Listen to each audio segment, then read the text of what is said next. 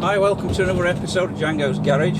This is the Ferrari 456 GT review, and I'm slightly biased, you could say. I've got to get this out at the beginning. This is actually my Ferrari 456. I've had it about 3 months now, done 1,000 miles, and I thought it was about time to do a proper 456 GT review. The last real review of a 456 GT was Jeremy Clarkson back when they came out, and there's not really been anything since then. There's been a few little videos from other YouTubers, and there's one JM on Cars. He's done a little review of this car, and I thought I'd do my sort of personal feeling about it, because I own the car. I bought an early one because I want a GT and I want a manual, and it had to be right and drive, which I've got. I've always wanted to own one of these since Clarkson did his review. I never wanted the M model, and once I went to the M model, I sort of think they lost the styling, what was really nice about this car. They had the bonnet which has lovely little vent slots into it, whereas on the M model it's just a little bit more rounded off and smoother, which is, it was going that way sort of the late 90s, early 2000s. They just rounded everything up, which I think spoilt the GT. It's the 456 benefits from that lovely sculpted bonnet with the big vents, and I can actually see one of the vents from this position here, and it just makes it feel a little bit more special. And then you've also got the rear active diffuser on the back on the GT, whereas the M model, they did away with that to save money, I'm guessing, and a bit of weight. But it's nice to have that little thing there. It must be there for a reason. I'm sure it's giving it a little bit of downforce at high speeds. It opens up around about 75, 80 miles per hour, and the front bumper as well has a little bit better styling. I think the grille looks nicer on the GT model and the GTA. They come in automatic and a manual 6-speed. I think, to be honest, I prefer the manual. I've drove an automatic one once. It's okay for traffic, it's okay if you just want to cruise around. You're not ever going to take the car out for a spirited drive. They still drive really well. It's just, if you're a real driver, you'll always want a manual, especially in this day and age with everything going to automatic.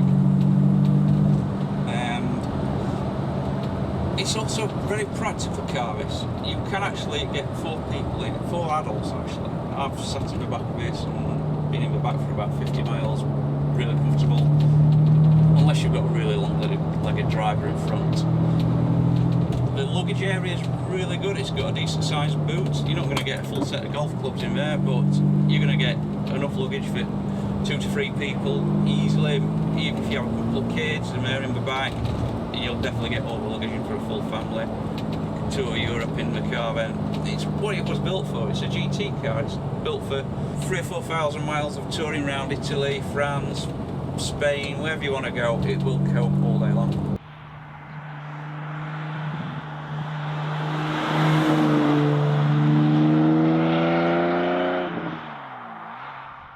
The aircon, it's got climate control. It works. It actually really works. A lot of these sort of early 90s, late 80s sports supercar GT cars, the aircon never really worked that well. This is lovely. I've got it set on auto for how much it cools. I've got the fan set on cooling on auto, and I've got the way it puts the air out on automatic. Everything just seems to keep the car in its nice ambient temperature. You've got a lovely bank of 6 gauges down here. You've obviously got the clock. It's not very easy to read unless you lean out a little bit.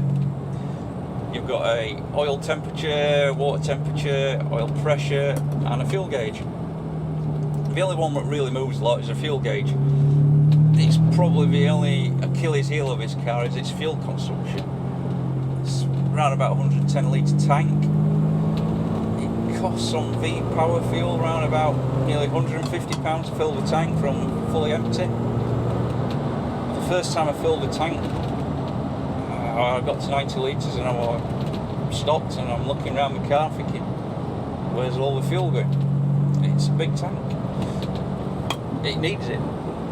It also has active suspension on the rear, so it self-levels on a hydraulic system. to keep the load area right and the car handling correctly. It also has this button down here. You've got 3 modes of this. This is what I like about the early cars. The later ones just had a sport and a normal. This has soft, medium, hard. I'm currently in soft, which is a little bit floaty. But if you've got a really bumpy B road and it's up and down, or you're going onto a car park and it's a bit gravelly with lots of potholes, stick it in soft, ride to bumps beautifully. Stick it to medium, within about 3 or 4 seconds you can feel the car firm up a little bit more. This is probably the best for the UK B roads and probably other European country roads. You've also got fog lights, heated rear screen, works very well, fuel flap, courtesy lights inside the car, and your boot. The only other thing that's not very practical in this car is a boot. There's no outside handle. It's typical Italian sports car. It's, you know, you walk up to your car, you want to open your boot. I can't do it. With this car, you have to get in the car, press your button, pops the boot, and you're in. Audio equipment. This is actually a Sony head unit, but it's rebranded Ferrari. Radio, CD, multi-changes in the boot. You've got a 10-disc audio system. It sounds really nice. Back in the 90s, this was a really high, good quality system. It sounds nice, it's great. It's got little speakers under the rear seats, door speakers, tweeters up on the dashboard. But there again, you're not really going to listen to much audio in this car. It's the engine what makes the noises. Absolutely sounds gorgeous. This Ferrari 456 will not let you down in the noise department. When I first got the car, I spent probably the first 3 or 4 weeks, whenever I can, just driving with the windows fully down, listening to the lovely note the exhaust has given me. I'm so impressed. They all steer really nice. Not as set up as a track car, they are a GT car, so it's a little bit more, turns lock to lock, a little bit lighter on the steering, not as heavy, it's hydraulic, it's fully adjustable. Really happy with the steering. I don't think it'd let anyone down on a long run. You've got pop-up LED lights on a 456, so it's really easy for manoeuvring at night. The wipers work really well, they won't let you down in the rain. I've been out and this in the rain a couple of times just to see how the car handles. It handles really well. Ferrari engineers knew what they were doing when they built these cars.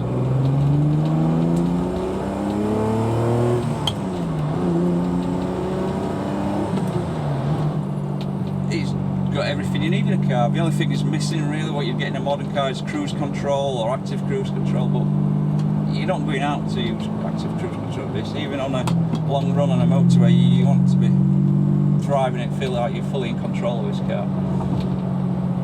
The engine, V12, 5.5 litres, around about 440 horsepower. 0 to 60 varies between automatic and manual and how hard you're going to launch your car, but generally between 5 seconds and 5.5 seconds. Brakes. They're shared with a Maserati 3200. They're pretty much built side by side in the factory. They're not going to let you down. It might be a little bit expensive sometimes to get new discs for, but they'll never have a problem with braking this car at any speed. So is the car good enough for everyday use? Yes, it's easy to drive, really easy to drive. You can drive it in traffic, especially if you've got the automatics, perfect in a city. It doesn't overheat, it has no issues. It's not like a lot of other really fancy high-end sports cars or supercars where they're undrivable in traffic. You can drive this in traffic all day long. You can drive it on an open road and have lots of fun. It is a sports GT car. It will give the driver lots and lots of pleasure. I've sat as a passenger in this car a few times as well, people driving it, and it always feels quite a little bit scary. The car handles better than a passenger thinks it can. The driver has no worries. Every time I drive this car, I think it's fine, we're around a bend, never have a scary moment. The passengers on the other end are thinking, will the car make the bend? Well, yes. It'll never let you down, I think, unless it's some diesel, but even then I think it'll handle it. No real driver aids at all, it just works as a car. The engine bay looks really nice in these cars as well. I mean, you pop the full engine bay, it's a composite bonnet on this. The aluminium body shell, and steel frame tubular chassis basically underneath. So it's got a lot of good things going for it on the handling front, and it's still a heavy car, but they made it as light as possible with using aluminium and composite panels. Things to look out for when you're buying one. Well, try to buy one from a specialist or a private seller who's looked after the car. Full service history, as if you would do with any car. Take it for a good test drive. Make sure you get it warmed up. Go through the gears, automatic or manual. Just make sure you get it onto a nice, decent straight road. Push it up to sort of, you know, as fast as you dare. And then take it on a decent B road. Try the suspension modes. That's when you'll really feel the suspension working. Check all the gauges, leave it standing for half an hour, ticking over, make sure it doesn't overheat, keeps good oil pressure. I don't think you can go wrong really.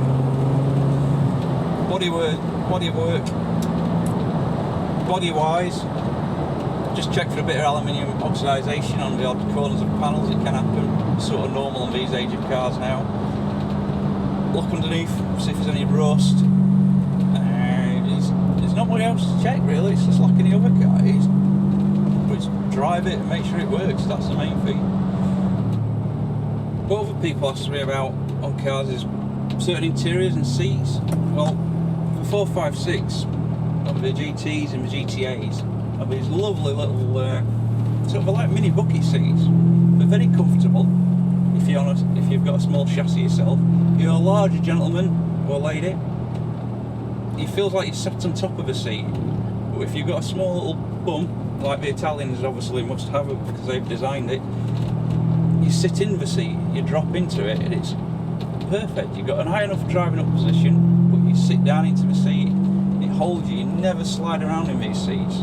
Whereas in the BMW of that year, the E31 850 and the CSI 850 CSI and the SL, the larger, comfortable seats, they're not for throwing around corners, you'll slide out of them, whereas these, they really hold you well. The later M models, they did change the seats a little bit more modern looking.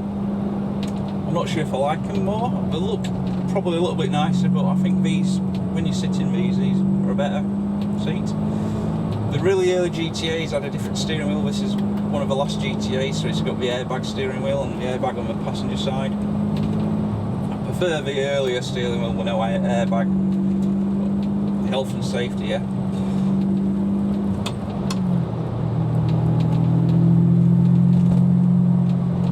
Well, thank you for watching this 456 review. If you would like to subscribe to the channel and click the like button, share or comment anything you want to ask about 456s or other cars in general. We'll be doing some more reviews very soon. Thank you very much. Thank you for watching.